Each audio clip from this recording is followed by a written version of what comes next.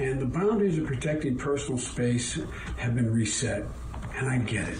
But I'll always believe governing, quite frankly, life for that matter, is about connecting with people. On Wednesday, April 3rd, former Senator and Vice President Joe Biden issued a video response to recent allegations of non-consensual and affectionate touching. Following the public essay released by former Nevada State Assembly member Lucy Flores, where she detailed a 2014 incident where the then Vice President approached her from behind, sniffed her hair, and kissed the back of her head, 6 more women have come forward with allegations of inappropriate physical contact. Biden explained his behavior as stemming from a desire to make a human connection, but promised to be more mindful and respectful of people's personal space going forward. President Donald Trump's U.S. and Mexico border troubles continue. Okay, we're going to tariff their cars coming into the United States. The other thing is because Mexico is such a big source of drugs, unfortunately, now we have China sending fentanyl to Mexico so it can be delivered into the United States. It's not acceptable. Trump has threatened tariffs to be applied to automobiles built in Mexico if Mexico doesn't stop the massive amount of drugs trafficking coming into the U.S. Trump's border closure threat has been delayed for a year. Prepare to have your space invaded. I'm Barry Gordon. And I'm Andre Coleman. This is NewsRap, live at 5.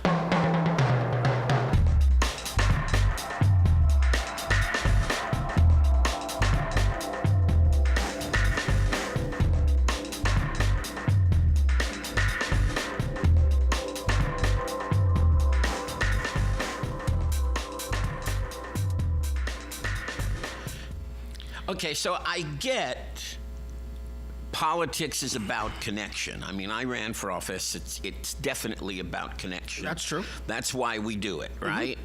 I don't know where the hair smelling comes in. That I can't figure that one out at all. I don't know. Hugs, yeah, I can get that, but it leaves me with a couple questions. Just a couple. Couple right off. Yeah. So there's a photo of Biden hugging the 2 women. Can we go back to that just for a second here? Oh, I know what you're gonna. Yeah. So the point here is that at some point he walked up behind this lady, smelled her hair, and kissed her. Mm-hmm. Right? Tried to hug her. Did you see her face? Yeah. But not really happy. When was the photo taken? Was it before or after the event?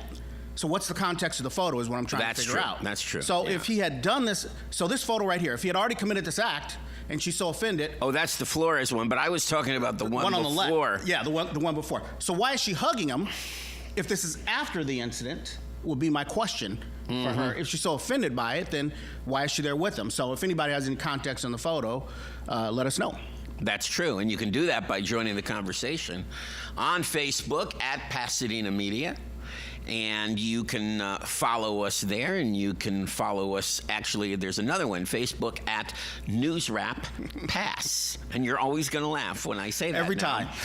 And you can also catch old episodes on the Pasadena Media YouTube channel and find out why he laughs when I said NewsRap Pass. So, like it, share it, do all that fun stuff. Absolutely.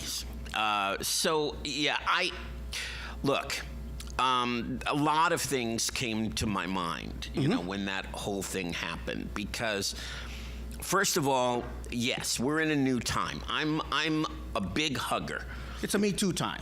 Yeah, and I am a hugger. And now I have to virtually say if I want to congratulate a student for doing a great scene or something in class. I used to hug them. Now I can't. So... You know, well, now you got to get a release form signed, or I have to and all that stuff. But even if you ask now, and they say yes, then they can always. It can always be that they had to say yes. They felt pressure to say yes because it was a power relationship. Because you have an authoritative position over them. Yeah. So I try to pick up, you know, the signal that it's okay, but. Listen, it is a different time, and for old guys like me, and I'm an old guy, we were taught virtually in the 1960s, the 1970s, that we were told we don't hug people enough. That's what we were taught. We were taught that, that was part of the whole counterculture. You In the make 70s? people feel good if you hug, right? Now, is that a cultural? 60s, 70s, Is that a cultural thing? I don't know if it's a cultural thing. Well, it might be, because I don't think anybody was walking around telling 67-year-old black people to hug people more. Oh, that's interesting. So it might be, maybe that was a cultural thing. It might be a cultural thing. Oh, look who's got a comment. It's Danielle Ross. Hi, Danielle. Hey. All right, so women have to play nice all the time. Biden is a creep. Is a creep. Tell us how you really feel, Yeah. Danielle. Okay. I think he lost her vote, if he ever had it. Are there any other comments in that? I don't not see any yet. stuff. Not yet. So is this something real, or is this something that will fade away? I mean, does this hurt his chances of winning the nomination? Let's just start with the nomination. I think. Well, you know what I said last week, right? Mm-hmm. I said that my feeling was with the Mueller report and the Barr thing, although that's all in limbo and crazy now, and I don't even want to talk about it. That's right. But with all of that, how can I put this? I think that what Biden shows with this is his age.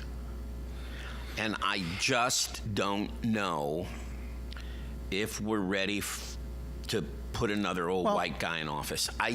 We're not? I really have serious doubts about it, even though every poll shows that if he got in the race, he'd start out as the front runner just ahead of another old white guy, Bernie, who, yes, he's an old white Jewish guy, and we've never had Bernie a Sanders Jewish just president. needs to go away. So I wouldn't mind to have a Jewish president. Well, not that one, though. But he not just needs that to one. go away. I agree with that. Seriously, he just needs to go find something to do. Somebody buy him a fishing pole and find a creek somewhere and teach that guy to fish and just get him the hell away. He's Jewish. They're not going to teach him how to fish. Well, somebody still should teach him how to fish and get him the hell away. Teach him how to play pinochle. But, they're not going to... They're not going to teach him how to fish. Oh, wait. We're 10 minutes in.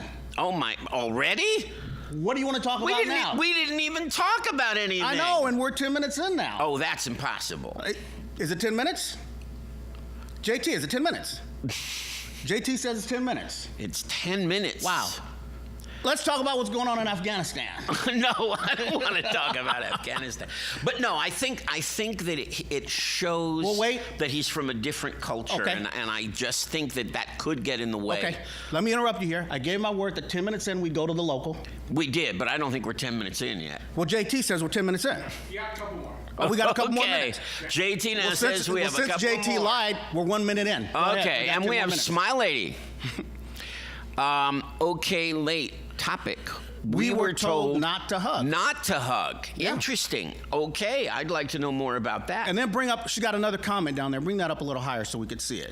Yeah, no, there were shrinks in the 1970s that were writing books saying, you should hug. I mean, Gail, But I remember in the 80s, I think it was the 80s, maybe the early 90s, getting in touch. We were all told to get in touch with our feminine side. Mm-hmm. I don't know what the hell that was about, but did it hurt the 2 Supreme Court justices or Trump? And she's talking about when they decided to touch women. I can think of one, and that's Kavanaugh, my beer guy. Yeah. Did it hurt them? But is that Trump's was far worse than Biden. And Kavanaugh was far worse than Biden. So far. If it happened, and I believe that it did because those people came forward. Well, I definitely believe it happened. But so far, I don't hear anything that Biden did that I would say, wow, that guy probably should have been in jail. No. And I definitely think. Well, they've said themselves it was inappropriate but not sexual. Well, but Biden's had this issue even before he became VP. Of course he has. And this is known. And yes, I mean, if we could have seen that clip, it was of the girl, the woman who was the redhead, and her face was like, what are you doing?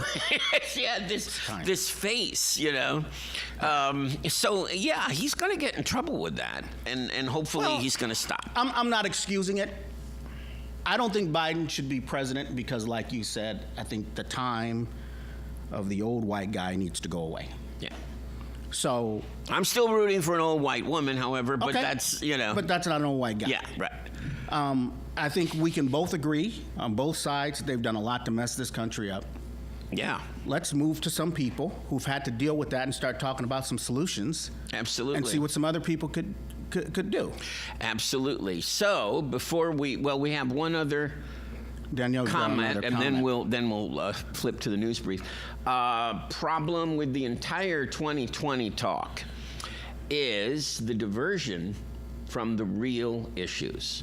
People want someone, black, white, gay, to address 200,000 jobs being lost in the economy and not being replaced. Public And education I'm not sure gutted where by that. DeVos and reparations for black people. Yeah. Well, those are being discussed.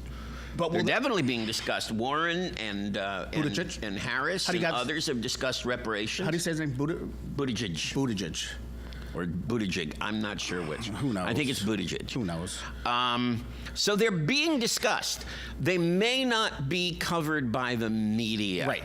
And that's something to Because the consider. media loves its little fun Well, stories. it's right? always going to push the narrative. Always. In a certain direction that will benefit the specific outlet. But if you went to one of their town halls, they're discussing all of that, Danielle. Every bit of it. I'm not sure what you mean about the 200,000 jobs being lost in the economy, because I thought we keep gaining jobs. Well- but where are they being lost? We are gaining jobs. However, the African American unemployment rate, the reason Trump has stopped trumpeting it is because it's going back up. Oh, is it? Yeah. It has started to rise again. Very slowly, but it is starting to rise. Yeah. Well, it's time to take a look at what's happening locally, and we're going to do that right now. All right. This is your NewsRap News Brief for Friday, April 5th, 2019. Roundup herbicide by Monsanto. There's never been a herbicide like it before. The controversial and poisonous Monsanto product Roundup has been sprayed in the northern areas of Pasadena near Eaton Canyon. Gene Masuda, District 4 council member, has expressed concern.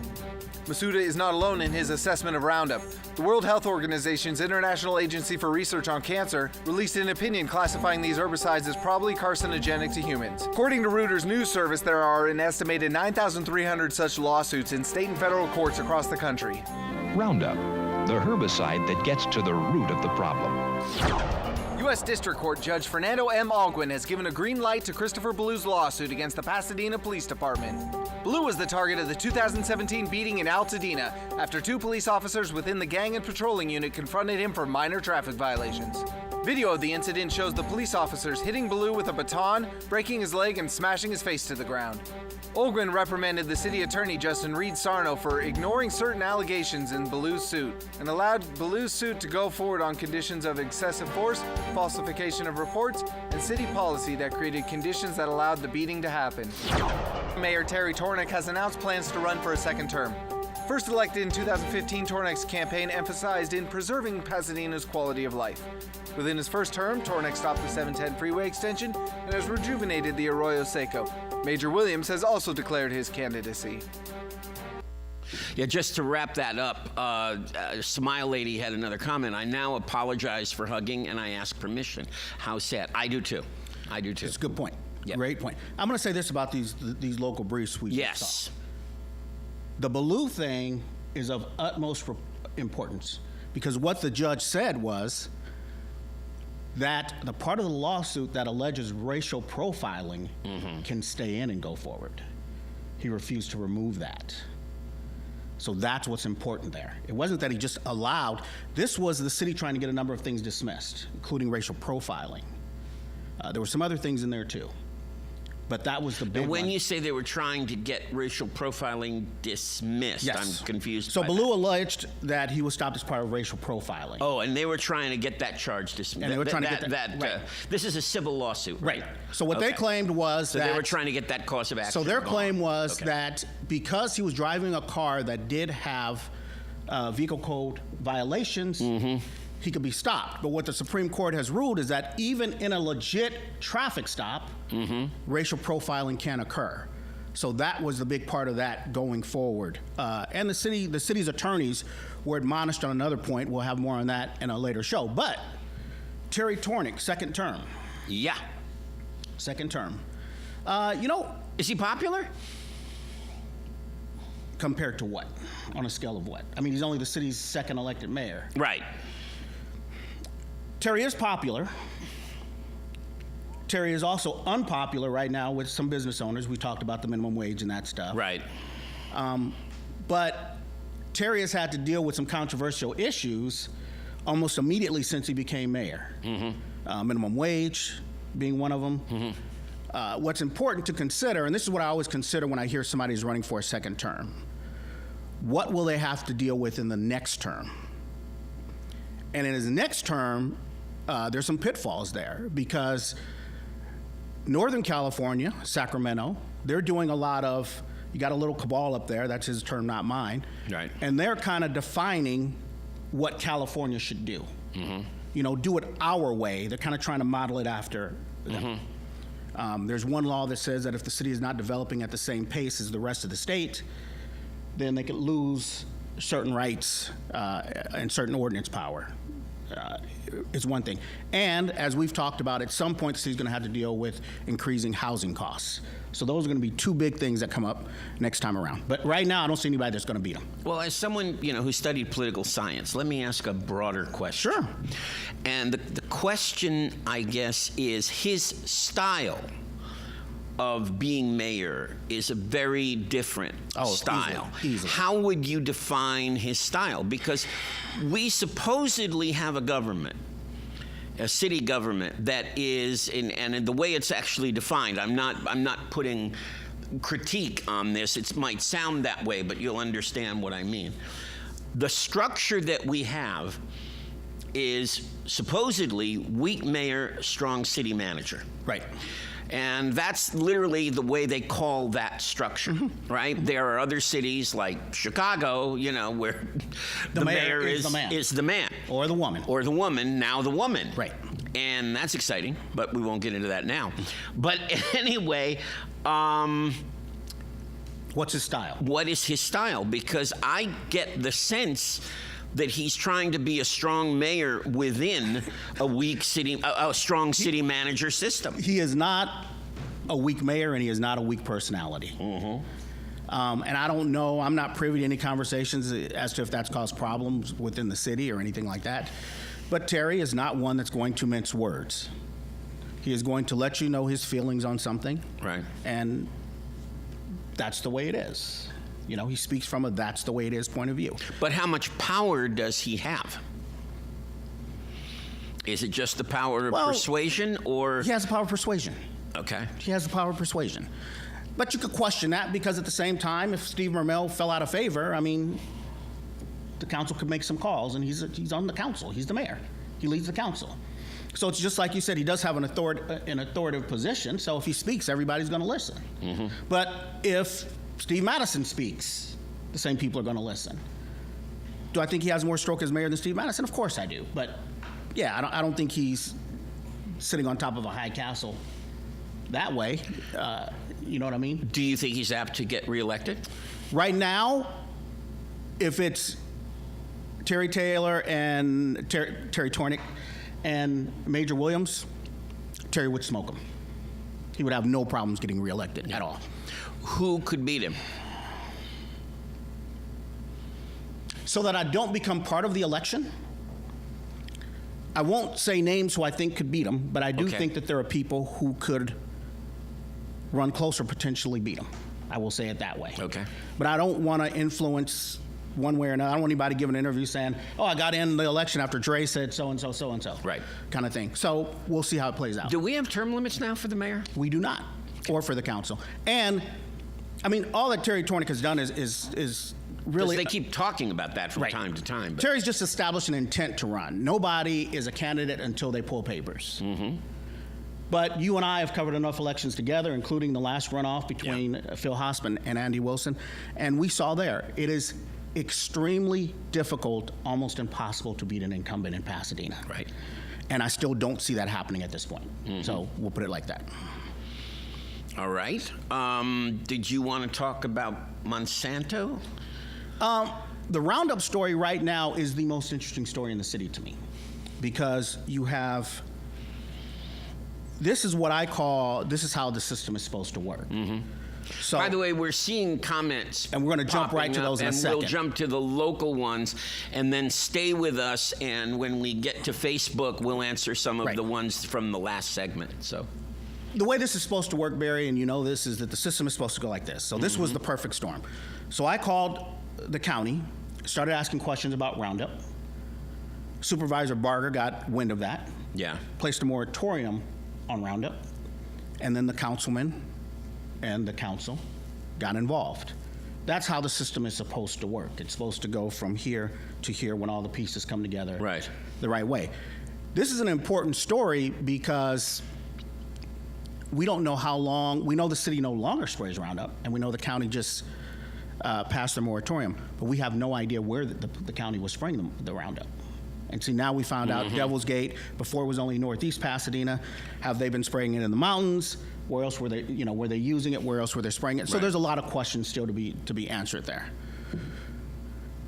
All right. All right, but Chevelle had a question. Okay. Some of Terry's power is his expertise as a former city director. Yeah, it's true. It is. He was planning, right?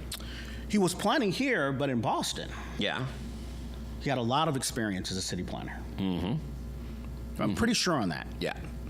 And he can work both sides of the government effectively. I agree, but like I said, we're going to see how they handle pitfalls. As you know, when somebody's in office, it's always about the issues that come up. Because everybody who gets elected, except the president, usually goes into this thing and they're somewhat capable. But then you start to get into, okay, now we have this issue over here. How do you handle it? So it's what you can handle and how you handle it from day to day that counts. Rent control manage. Rent control manage. Oh, I don't All right, know what well, that's going to have to be played out some, so. Yeah. Oh, it wasn't manage. Oh, it's just rent control, homelessness. Yeah, these are strong issues. That's right. And they're not just issues here, they're issues across the state. So, Now, he took he's been taking a fairly strong position on rent control. nobody on council supports rent control. That's just where we are right now. Yeah. But let's see in 2020 if it becomes an election issue, what people say then. And homelessness is an issue every time. Yeah. out. I mean, it just. And these aren't. never stops. These are not easy issues to deal with at all. Rent control, for example. When you think about rent control, so let's say they froze rents today.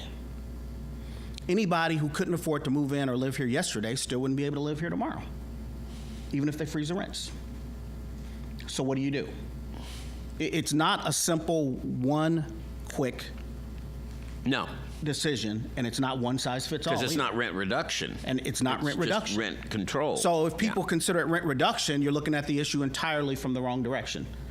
And I think that's what people don't understand. I think some people, literally what they're asking for is rent reduction and not rent control with rent reduction. Yeah. Is what people are actually asking for. And I've never heard of that anywhere. No, I haven't either. And the thing is, I mean, do we just have to accept that Pasadena is a rich city? Pasadena or California? Well, I'm going to start with Pasadena. Well, Pasadena is a rich city, but then we have to, if we accept that you can't live in Pasadena, you can't live in Glendale, you can't live in Arcadia, you can't live in the San Gabriel Valley. Where can you live? Where can you live? So how does that change? If we could bottle that, Barry, I know. we'd make a whole lot of money today. I know. We'd probably make a whole lot of people happy, too. Yeah. Because rent control does, as you said, does not change that. It just stops us where we are and says you cannot raise it, in most cases, as fast going forward. So if they said, we're going to stop it right here, and you can only raise it every other year by 3%, unless your job or financial situation changes, how does that help you? So that's where it's going to have to change. People are going to have to be able to make more money. There it is. There it is. Either government has to say we're going to make up the difference in rent in some cases and then set up some guidelines, or people are going to have to make more money so they can afford their housing. Those are the only two answers I see. These seem to be insoluble problems. Yes. I mean, I haven't seen, there's a book that I haven't read yet. But you're going to read it. I'm going to read it.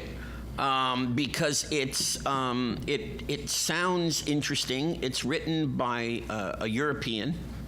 Okay. I can't remember his name. I think it's Berman. I think So if it's written by a name. European, is it a better book automatically? Or? No, but it's the title that's gotten me interested. What's the title? The title is Utopia for Realists. Okay. And I want to see if there are solutions. It's just what I started to do. That's why I got into political science in school. I'm always looking for solutions, and some issues seem like they don't have any, and it's very frustrating. But if our housing issue has no solution, Yeah, then that means that the economy in this state is doomed at some point. at some point. And if the California economy goes, we know what happens around the rest of the country at some point. So either they find a solution or they brace for the worst. Well, if any of you know a solution, Tell us. Let us tell know. us. Join the conversation, and you can do that on Facebook. We're going to stay and talk to you guys on Facebook. That's it for our main streaming show. Which was what, 90% local? Oh, we talked about rent We control. talked about a lot of homelessness. local this time. Yeah, we banked it. Yeah. Anyway, I'm Barry Gordon. I'm Andre Coleman. And this is Studio NewsRap. B, here we come. Live at 5, going to Studio B.